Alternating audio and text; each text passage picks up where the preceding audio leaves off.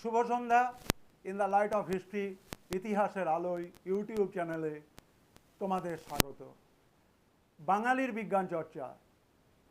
বাঙালি এবং বিশেষভাবে অবিভক্ত বাংলা থেকে বিজ্ঞান চর্চার যদি কোনো পুরোধা পুরুষের নাম আমাদের উল্লেখ করতে হয়, তিনি হলেন মহেন্দ্রলাল সরকার। মহেন্দ্রলাল সরকার তিনি যে প্রতিষ্ঠান গড়ে তুলেছিলেন, Indian association for the cultivation of science, Indian association for the cultivation of science. বর্তমানে যাদবপুর বিশ্ববিদ্যালয়ের ঠিক উল্টো দিকে যে ভবনটি রয়েছে সেটি কিন্তু পরাধীন ভারতবর্ষে বাঙালির উদ্যোগে প্রথম বাঙালির বিজ্ঞান চর্চার উদাহরণ। 1876 সালে IACS, Indian association for the cultivation of science তৈরি হলেও এই প্রতিষ্ঠানটি তৈরি করার প্রেক্ষাপট শুরু হয়েছিল 1867 খ্রিস্টাব্দ থেকে। পেশায় হোমিওপ্যাথির ডাক্তার এবং কিছু কিছু ক্ষেত্রে আমাদের মহেন্দ্রলাল সরকার অ্যালোপ্যাথির চিকিৎসা করেছেন। কিন্তু আমাদের মনে রাখতে হবে, তার হোমিওপ্যাথির চিকিৎসা বা অ্যালোপ্যাথির চিকিৎসা যাই হোক না কেন, সেক্ষেত্রে তিনি কিন্তু মৌলিকত্বের ছাপ রেখেছেন এবং বাঙালির উদ্যোগে প্রথম বিজ্ঞান চর্চা। শুরু করা যাক IACS কীভাবে গড়ে উঠল, IACS এর পাঠ্যক্রম কী ছিল, IACS এ কারা যোগাযোগ রাখতেন, IACS এ কারা অধ্যয়ন এবং অধ্যাপনার সঙ্গে যুক্ত ছিলেন। আমরা মহেন্দ্রলাল সরকার তাকে আরও বিশেষভাবে জানি যে আমাদের পরম পুরুষ ঠাকুর রামকৃষ্ণ দেব যখন আক্রান্ত হয়েছিলেন অসুখে, তখন তার গলার অসুখের চিকিৎসা করেছিলেন এই মহেন্দ্রলাল সরকার। তিনি বিজ্ঞান চর্চা এবং যুক্তিবাদের সমর্থক ছিলেন। 1860 এর দশক থেকেই আমরা দেখলাম যে বাঙালি জাতিকে যুক্তিবাদের পথে নিয়ে যাওয়ার কাজ শুরু হলো। 1867 সালে তিনি কঠোর পরিশ্রমের মধ্য দিয়ে স্বপ্ন বুনলেন একটা বাঙালির উদ্যোগে প্রথম বিজ্ঞান গবেষণা কেন্দ্র তৈরি করবেন। 1876 সালে তৈরি হলো তারই মস্তিষ্ক থেকে Indian association for the cultivation of science, যা ছিল কিনা শুধুমাত্র বাংলার না, ভারতের প্রথম বৈজ্ঞানিক সংগঠন। এই সংগঠন প্রতিষ্ঠায় মহেন্দ্রলাল সরকার তৎকালীন ইউরোপের যাজক ফাদার ইউজেন লাফো তার সহায়তা পেয়েছিলেন। ডক্টর সরকার এই Indian association for the cultivation of সায়েন্সের প্রথম ডাইরেক্টর ছিলেন।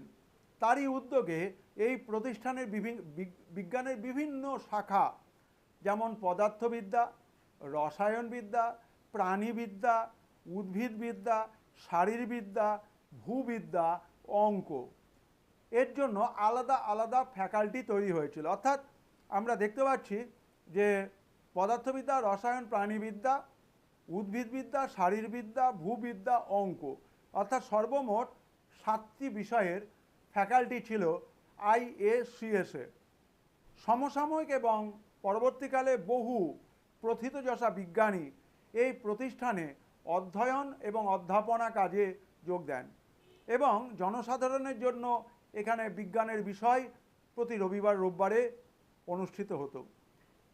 নারীরা যাতে বিজ্ঞান চর্চায় পিছিয়ে না পড়ে তার জন্য মহেন্দ্রলাল সরকার উদ্যোগী হয়েছিলেন এবং তিনি সরলা দেবী চৌধুরানীকে এই প্রতিষ্ঠানের পদার্থবিদ্যার শ্রেণীকক্ষে ছাত্রদের সঙ্গে একই আসনে বসে পাঠ নেওয়ার সুযোগ দিয়েছিলেন। আবার বলছি, সরলা দেবী চৌধুরানী প্রথম কোনো বাঙালি মহিলা যিনি কিনা IACS এ ছেলেদের সঙ্গে একই বেঞ্চে বসে IACS এ বিজ্ঞান শিক্ষার পাঠ নিয়েছিলেন। এই প্রতিষ্ঠান বহু শিক্ষার্থী এবং গবেষকদের উপহার দিয়েছে এবং এখান থেকেই অনেকেই ডক্টরেট ডিগ্রি পেয়েছেন। একাধিক পত্রিকা এবং বিজ্ঞান বিষয়ক প্রবন্ধ এই প্রতিষ্ঠান থেকে প্রকাশিত হতো। নোবেলজয়ী বিজ্ঞানী চন্দ্রশেখর ভেঙ্কট রামন এই Indian association for the cultivation of সায়েন্সে রমন এফেক্টের পরীক্ষা করেছিলেন এবং 1930 সালে তিনি পদার্থবিদ্যায় প্রথম ভারতীয় হিসেবে নোবেল পুরস্কারে সম্মানিত হন। সুতরাং আমাদের মহেন্দ্রলাল সরকার বাঙালির যে বিজ্ঞান গবেষণার যাত্রাপথ মসৃণ করে দিয়েছিলেন। ভাবাই যায় না পরাধীন ভারতবর্ষে বাঙালি ইংরেজদের সঙ্গে এবং ইংরেজদের সঙ্গে তাল রেখে বিজ্ঞানের চর্চা করবে, এটা কল্পনা করাটাই অতীত ছিল। আমার মহেন্দ্রলাল সরকার এবং বিশেষভাবে আইএসসিএসকে আমার পক্ষ থেকে বিনম্র এবং সশ্রদ্ধ প্রণাম জানাই। তোমরা যারা 2025 সালে পশ্চিমবঙ্গ মধ্যশিক্ষা পর্ষদের পক্ষ থেকে মাধ্যমিক পরীক্ষায় বসতে যাচ্ছ, তাদের জন্য বিজ্ঞান চর্চায় মহেন্দ্রলাল সরকারের অবদান, বিজ্ঞান চর্চায় আইএসসিএসের অবদান তোমাদের জন্য আলোচনা করলাম।